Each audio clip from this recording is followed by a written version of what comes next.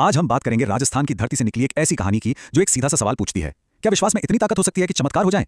ये कहानी है धन्ना भगत की, एक बहुत ही साधारण से किसान की जिसकी आस्था कह सकते हैं बिल्कुल असाधारण थी। तो चलिए इसी सीधे से सवाल से कहानी की तह तक जाते हैं। क्या सचमुच विश्वास इतना ताकतवर हो सकता है कि वो कंकड़ पत्थरों से भी फसल उगा दे? सुनने में अजीब लगता है ना, लेकिन यही सवाल इस पूरी कहानी का दिल है। तो कहानी हमें ले चलती है राजस्थान के एक छोटे से गांव में। सालों का सूखा पड़ा है और फिर एक दिन बारिश होती है, वो पहली बारिश जिसके बाद हर चेहरे पर एक उम्मीद की चमक लौट आती है। और यहीं से हमारे हीरो धन्ना की कहानी शुरू होती है। माहौल में एक नई उम्मीद सी घुल गई है। गांव का हर किसान अपनी ज्वार के बीजों की पोटली लेकर खेतों की तरफ निकल पड़ा है। सबके मन में बस एक ही आस है कि यही बीज उनके परिवार का पेट भरेंगे। और उन्हीं में से एक है धन्ना, जो अपने बैलों के साथ खेत की ओर बढ़ रहा है। पर खेत के रास्ते में धन्ना के साथ कुछ ऐसा होता है जो ना सिर्फ उसकी बल्कि पूरे गांव की किस्मत बदलने वाला था। एक ऐसी मुलाकात जो उसके सारे प्लान्स पर पानी फेर देती है। होता यह है कि धन्ना को रास्ते में 4 साधु मिलते हैं और उनकी हालत बहुत ही ज्यादा खराब थी, बहुत थके हुए, बहुत भूखे। वो धन्ना को बताते हैं कि 2 दिन से उनके पेट में अन्न का एक दाना तक नहीं गया है। ऐसा लग रहा था मानो अब प्राण निकल ही जाएंगे। अब सोचिए धन्ना के दिल पर क्या बीत रही होगी। एक तरफ वो बीज थे जिनसे उसके पूरे परिवार का भविष्य जुड़ा था, और दूसरी तरफ 4 जिंदगियां थीं जिन्हें तुरंत मदद की जरूरत थी। ये एक बहुत ही मुश्किल फैसला था। और जानते हैं धन्ना ने क्या किया? उसने एक पल भी नहीं सोचा, अपनी ज्वार के बीजों से भरी पूरी की पूरी बोरी उन भूखे साधुओं के हवाले कर दी। साधुओं ने पेट भरकर खाया, धन्ना को ढेरों आशीर्वाद दिए और चले गए। और धन्ना वहीं का वहीं खाली हाथ खड़ा रह गया।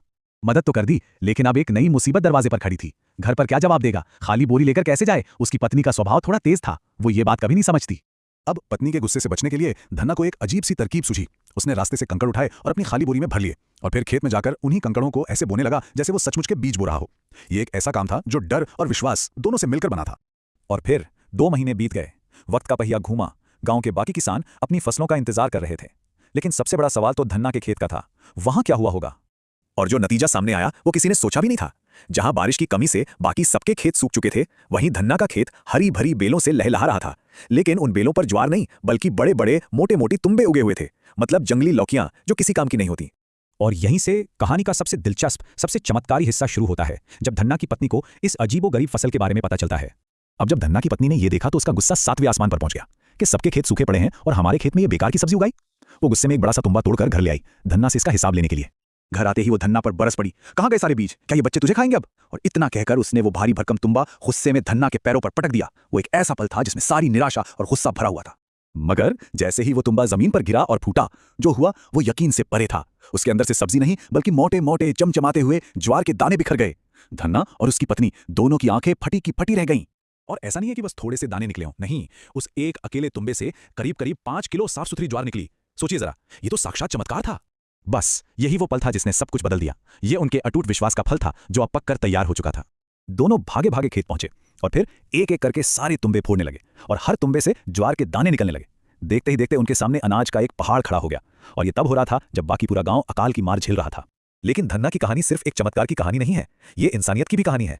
उसने अपनी सारी चमत्कारी फसल अकेले नहीं रखी, उसने पूरे गांव में उसे बांट दिया। हर भूखे परिवार को लगभग 4-4 क्विंटल अनाज दिया। इस एक घटना ने उसकी पत्नी का भी दिल बदल दिया और वो भी भक्ति के रास्ते पर चल पड़ी। मतलब एक इंसान के विश्वास ने पूरे समाज को बचा लिया। और यही इस पूरी कहानी का सार है। एक बहुत पुरानी कहावत में छिपा हुआ है, देते को हर देत है। इसका मतलब है कि जो खुले दिल से देता है, कुदरत उसे कई गुना करके वापस लौटाती है। धन्ना ने चंद बीज दिए थे और बदले में उसे अनाज का पहाड़ मिला। तो आखिर में सवाल यही उठता है कि आज के इस भाग दौड़ वाले दौर में बिना शर्त किसी की मदद करने की और अटूट विश्वास रखने की ये सीख हमारे लिए क्या मायने रखती है? इस पर सोचिएगा जरूर।